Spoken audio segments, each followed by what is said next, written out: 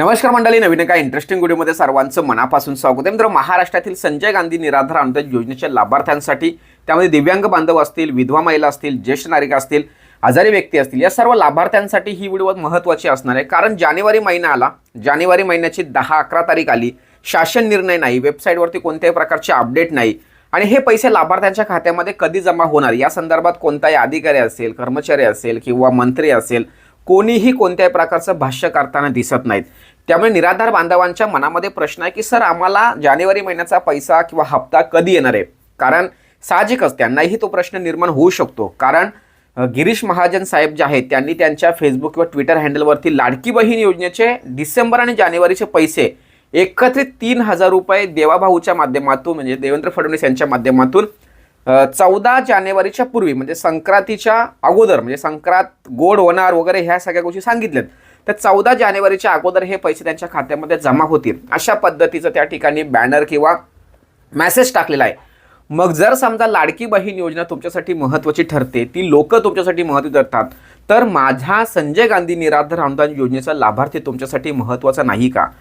राज्य सरकारला सर्वांना ठाऊक आहे, किंवा जे काही उमेदवार असतील किंवा जे काही मंत्री असतील, जे काही आमदार खासदार असतील किंवा पक्षाचे कार्यकर्ते, सर्वांना माहीत आहे की DBT प्रणाली ही निवडणुकीच्या कामामध्ये खूप महत्त्वाची भूमिका बजावते. लाडकी बहीण योजना ही अतिशय संवेदनशील योजना आहे. तुम्हाला सर्वांना माहीत आहे की यापूर्वी जे काही सत्ता बदल झाली ती लाडकी बहीण योजनेमुळे झालेला आहे. आणि आत्ता पुन्हा निवडणुकीच्या मतदानाच्या पूर्वी या योजनेचे पैसे लाभार्थ्यांच्या खात्यामध्ये वाटप जर झाले तर मग वेगळा काही बदल घडेल का, असं या ठिकाणी त्यांना सर्वांना वाटतं. म्हणून गिरीश महाजन साहेबांच्या माध्यमातून त्या ठिकाणी अशा पद्धतीचा मेसेज येतोय. मग संजय गांधी निराधार अनुदान योजनेवरती काम करणारे जे मंत्री आहेत किंवा संबंधित अधिकारी आहेत, त्यांनी पुढे येऊन कोणत्याही प्रकारचे भाष्य का करत नाहीत?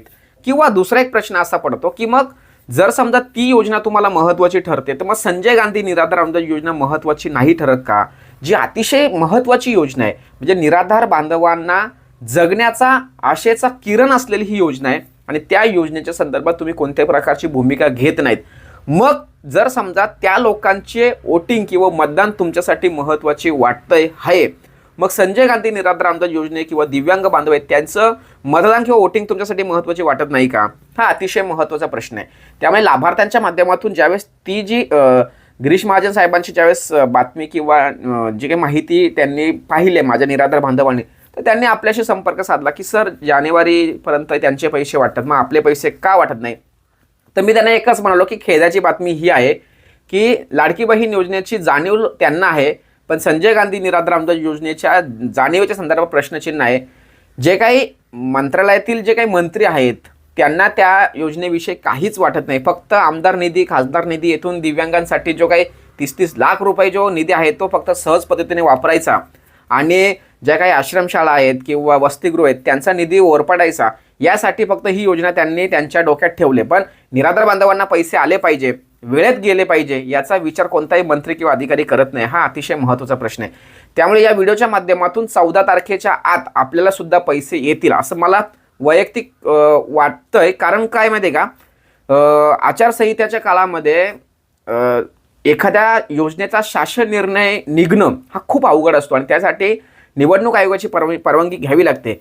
कदाचित आपला सुद्धा शासन निर्णय येणार नाही आणि जी काही सामाजिक न्याय विशेष विभागाची वेबसाईट आहे त्या ठिकाणी सुद्धा तारीख टाकणं खूप रिस्क असल्या कारणाने निवडणूक आयोग त्याला परमिशन देतंय का नाही, परमिशन नसल्यामुळे या सगळ्या गोष्टी शासन निर्णय किंवा वेबसाईट या सगळ्या गोष्टी काम करत नाहीत. त्यामुळे या व्हिडिओच्या माध्यमातून जो प्रश्न तुमचा होता की 14 तारखेपर्यंत पैसे येतील का, तर आशा करतोय की सरकारला थोडीशी चांगली सुदबुद्धी येऊ.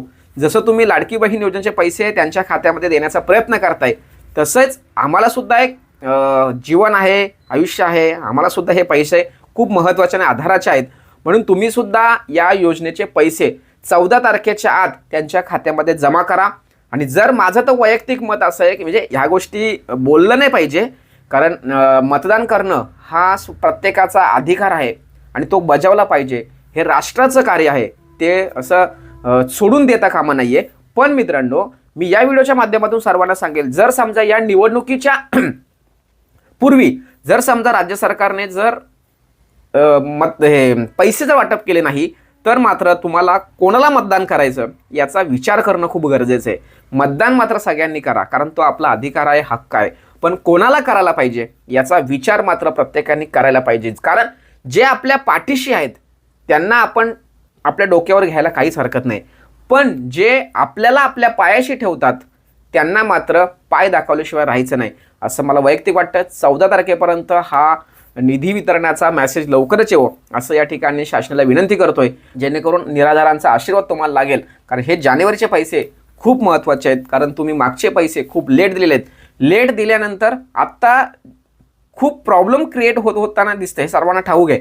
त्यामुळे हे पैसे लवकर वाटप करा अशी या ठिकाणी सरकारला विनंती करतोय. थांबतोय, भेटूया पुढील व्हिडिओसह. तोपर्यंत धन्यवाद. जय हिंद, जय महाराष्ट्र.